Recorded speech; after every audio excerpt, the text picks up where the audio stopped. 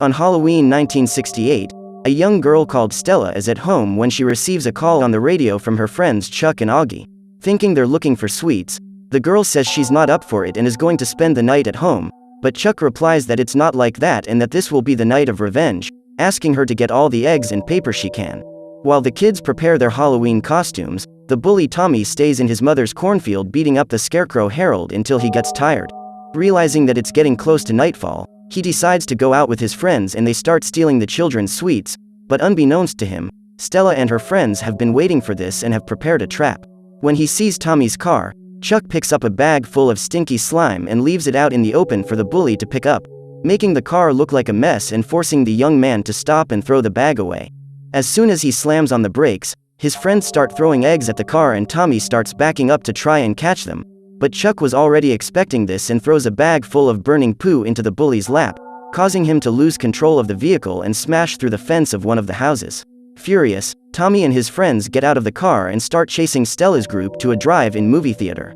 With the group of bullies still after them, the young men run out of options and decide to get into one of the cars to hide.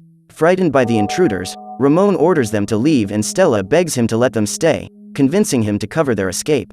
Even so, Tommy manages to see them inside the car and orders everyone to get out, including the driver. Unlike the others, Ramon is not intimidated by the group of bullies and orders them to take his smell away from the car.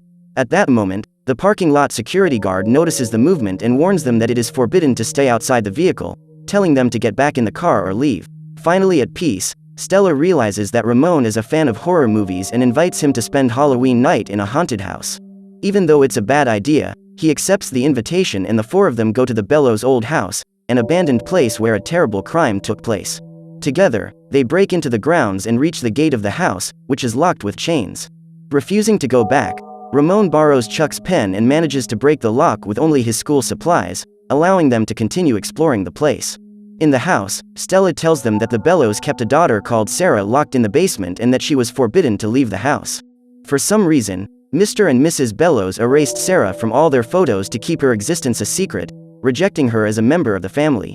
But legends began to spread and the children of the town came to the house to hear Sarah's stories through the wall. Suddenly, some of these young people began to perish and Sarah was accused of poisoning them, but before the angry crowd could take the law into their own hands, she suffocated herself with her hair. Even after the young woman lost her life, rumors continued to spread and a new legend emerged saying that if someone visited the house and asked Sarah to tell a story, they would be trapped in her curse and suffer the same fate as the children.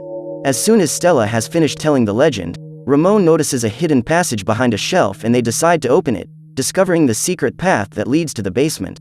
Exploring the basement, they find another padlocked door and unlock it with a penknife, gaining direct access to Sarah Bellows' old room. Upstairs, Chuck runs away from Auggie and hides inside a cupboard to scare him, but when he decides to come out, he finds a totally different room and an old woman staring at him. Frightened, the young man closes the door again and listens for footsteps outside until he is found by Auggie. In a panic, Chuck asks about the woman and runs to call Stella to get them out of there, but the girl is more concerned with exploring the basement and calls them both over. Together with her friends, she begins to wander around the room until she finds Sarah Bellows' own book of stories, supposedly written in the blood of her victims. In a panic, Chuck says they should put the object back and get out of there, but before they can do that, they are found by Tommy, who closes the basement, leaving them locked in. Along with him, Ruth, Chuck's sister, says that this isn't funny and that she'll tell the sheriff, which makes Tommy change his mind and tell her to open the door, pushing her inside as well. While the young men try to destroy the lock from the inside, Stella keeps looking at the book and takes one of the most insane actions possible, asking Sarah to tell her a story, which puts everyone under the Bellows curse. Almost instantly, the lock opens by itself and they manage to get out of the house safe and sound, only to find Raymond's car completely destroyed by Tommy and his friends. Knowing that he has nowhere else to go, Stella says that Ramon can spend the night in the basement and takes him to her house, advising him to leave before his father wakes up. Alone in her room, Stella goes to bed and starts reading Sarah's book until she notices a new story being written right in front of her, that of Harold the Scarecrow. In the rural part of town, Tommy comes home drunk and gets a scolding from his mother, who orders him to get the eggs from the henhouse. Strolling through the cornfield with a full basket, Tommy kicks Harold as usual and continues walking with the eggs, but when he goes back to get more, he notices that the Scarecrow is no longer there.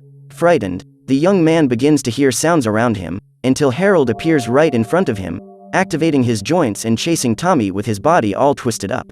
Desperate, the young man begins to run until he stumbles upon a pitchfork, deciding to use it as a weapon to pierce Harold's belly, but as it is an object, the scarecrow has no life and therefore cannot be harmed.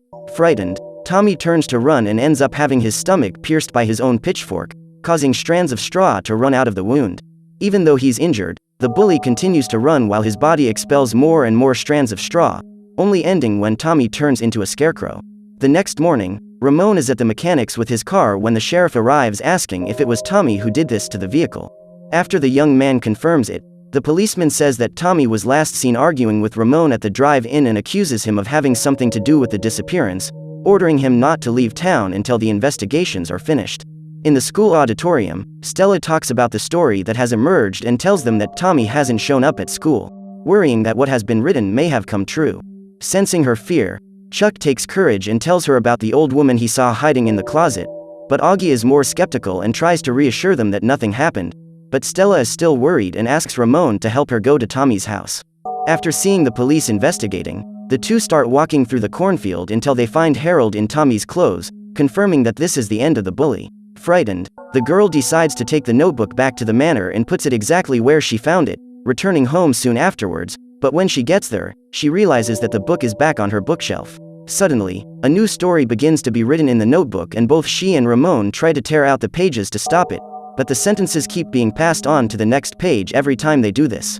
Realizing that it's no use, Stella decides to read the story and realizes that the protagonist is Auggie, becoming completely desperate.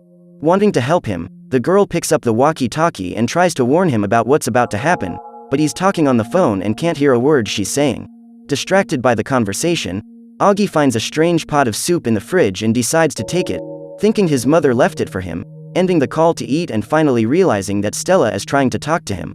Curious, the young man asks what she wants and the girl tells him not to eat anything, because according to what is written in the notebook, a zombie body is wandering around the house looking for his thumb, and the missing limb is in something that Auggie is going to eat. Thinking it's some kind of joke, the young man tells her that his father told him this story when he was little and tells her to try to scare Chuck.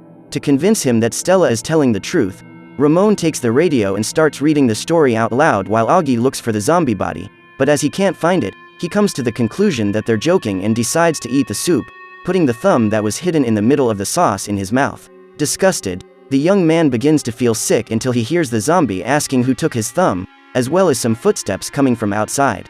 While Ramon and Stella run to try and help him, Auggie hides in his room and listens to the undead getting closer and closer. The young man tries to jump through the jammed window and decides to hide under the bed, trying to make as little noise as possible while the zombie does everything it can to get into the room. Suddenly, the door opens slowly and Auggie waits for the undead to enter, but it doesn't and he begins to suspect that it was all a figment of his imagination. After a while, the young man becomes calmer and starts to crawl out of bed, but when he's about to leave, he ends up being caught by the zombie and is taken to the underworld with no chance of defending himself, leaving only the marks of his fingernails on the floor. Feeling guilty about what happened, Stella arranges a meeting with her friends and tells them about Augie's disappearance, revealing that a new story has been written in front of them once again. Afraid that it will happen again, the girl says that they have awakened something dark and that everyone in the house will be the protagonists of their own stories. But Ruth thinks it's some kind of joke and says she has to go to her musical, leaving her friends alone. Wanting to end the curse, they have the idea of destroying the book with fire, but the object manages to emerge from the flames completely intact and Chuck is very frustrated. Thinking of ending the curse, Stella comes to the conclusion that they need to know more about Sarah and takes her friends to the library to check the records, discovering that the entire Bellows family disappeared less than a year after she took her own life. On one of the pages, Ramon sees that Sarah's father has left town without selling his property, leaving hundreds of thousands of dollars in his abandoned factory. Searching for his name in the book, Stella discovers that Deodat was the protagonist of one of the stories as well as all the other Bellows, signaling that none of them left but fell under Sarah's curse. While looking for more stories, Stella realizes that a new one is being written and discovers that Ruth is the protagonist this time. Unaware that her life is at risk, the girl is in her dressing room preparing for the musical when she notices a pimple on her cheek that is getting bigger and bigger. Ruth runs to the bathroom and notices that her cheek is swelling.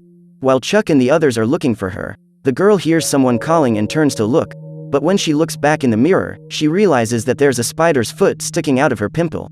Suddenly, thousands of arachnids start coming out of Ruth's cheek and spreading all over the bathroom, but the young men manage to get there in time to help, and Chuck throws a bucket of water on his sister's face, managing to drive all the spiders away. While Chuck reassures his sister, Stella looks around and notices the silhouette of a woman in the shadows, making her imagine that it is the ghost of Sarah Bellows. Wanting to find out more about the family's history, Ramon decides to check the town's list of residents until he finds the address of Louise Baptiste, the daughter of the Bellows' former maid. When they arrive at her door, Chuck tells her that he's been having nightmares about a red room in which he finds a deformed, pale woman who whispers. This is making him increasingly frightened of the idea of Sarah using his dreams against him. As soon as Chuck finishes speaking, Louise's daughter answers the door and takes the kids to her mother, who completely ignores them. While waiting for an answer, Stella finds a music box identical to the one she saw at the Bellows house and decides to wind it up, prompting Louise to break the silence and say that Sarah loved that song. Taking advantage of her willingness to talk, Stella tells her that they have the book, and Louise asks to take a look, revealing that she was the one who gave it to Sarah. Wanting to know more about the curse, Stella asks how the spirit can still write stories, and Louise replies that she made a big mistake when she took the book away, as it made Sarah angry. Suddenly, Louise starts talking nonsense, and her daughter appears to ask the visitors to leave, saying that if they want to find out more, they should go to the hospital where Sarah was admitted, as everything was recorded there. Listening to the woman's advice, they go to the clinic and ask if they can see a patient's records, but the nurse replies that the data is private and no one can access it. Trying to convince the woman, Stella reveals that the patient in question perished almost 100 years ago and that they want to see the records for a school assignment. Convinced, the nurse fills out the paperwork and says they can come back in 6 weeks to pick up the records that are kept in the red room, which reminds Chuck of his nightmares. Since they can't wait 6 weeks, the teenagers take advantage of a moment when the nurse is distracted and infiltrate the restricted areas.